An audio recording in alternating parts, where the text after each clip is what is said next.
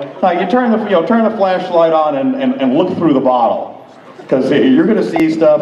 That's one of the things I always loved about Saison DuPont. A snow globe in every bottle.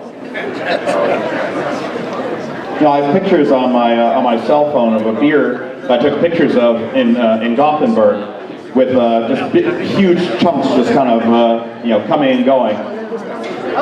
Looks like a tornado on Facebook. Yeah, see, like everyone's like, wow. You got the cell phone up. They're like, wow, that's pretty cool.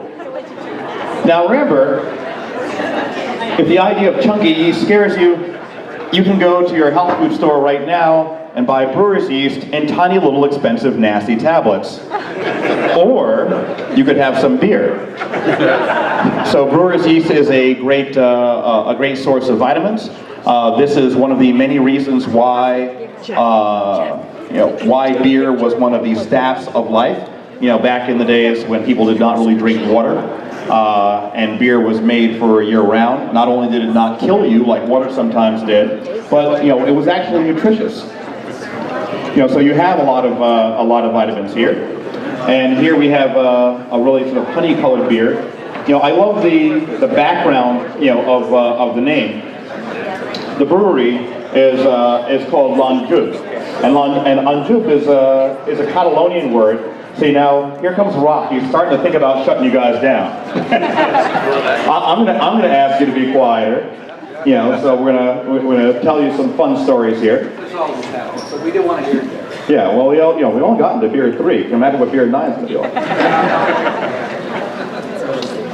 So if you don't listen, you will leave here not knowing what a lanjub is, and that would be a great shame because you are at National Geographic. So lanjub is an old Catalonian word. And it refers to kind of a water cistern. They would find a depression in the rock, and you're cut off.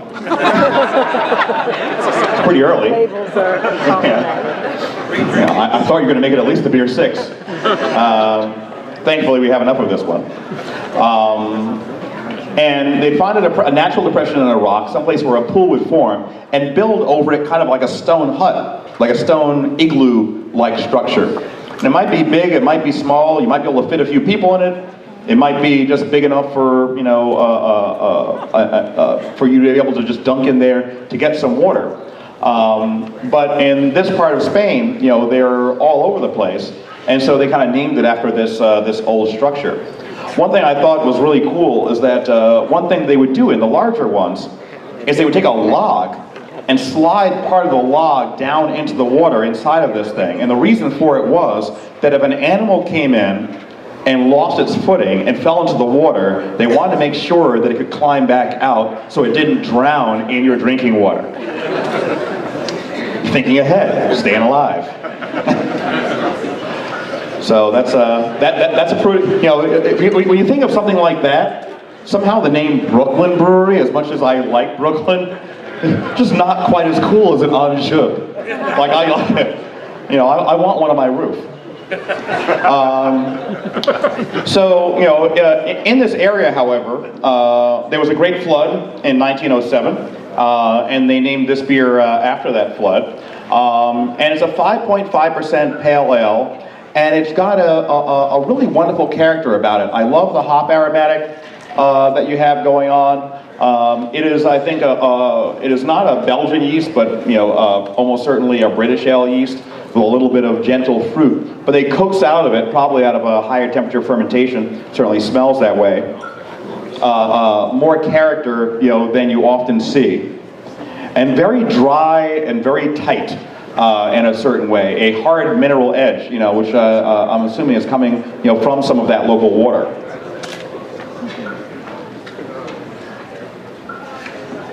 But it's got a wonderful firm bitterness to it.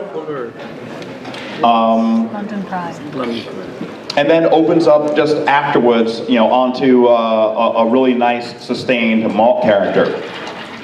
What always interests me with things like this is that it doesn't have really the same structure that you might expect from, say, your average American pale ale. There's something about the dryness, exactly how the bitterness hits, and how it seems like almost it's going to be too bitter, and then the beer recovers from that and opens back up. And it actually does have a decent amount of bitterness, and it's left behind a little bit on your palate.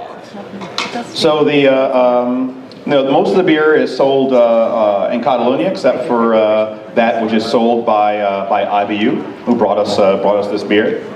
And Angel Torne Tarago is and Javier Karim Correche, her brother, self-taught brewers, small town, 2.5 hours from Barcelona.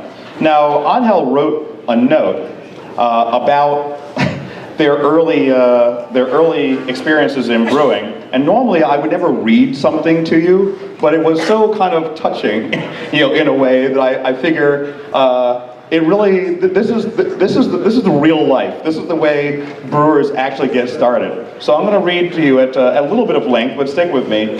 A note from Angel. It says, "It was in '89 when my brother Benjamin announced, 'Let's make beer.'" 89. Think about that. Been a while. He had just read the book *The Country Life* by John Seymour. I asked our father whether we might sow a small patch of land with barley. I guess the book had an effect. So in the summer of '89, the adventure began. We followed the book's instructions to malt the barley, soaked, sprouted, stirred, roasted, which was made all the more difficult since we did the roasting on a 40-kilogram old metal grill we had bored holes in. I learned quickly that I will never be a maltster. After malting, we had to grind the grain, but with what? There was one person in the world I will always love and remember for when my brother and I first got into our heads to make beer. We broke her Molinex grinder, grinding 25 kilograms of malt. But she took it well and actually laughed about it, perhaps because it gave her the excuse she needed to buy a better grinder. Then came the big day, brew day. We used a huge copper pot that my grandparents had lent us, almost 60 liters capacity. 60 liters. Your grandparents have a 60-liter kettle. I love that. Like, that isn't awesome? Like, do your grandparents have a 60-liter kettle? That's 2 barrels.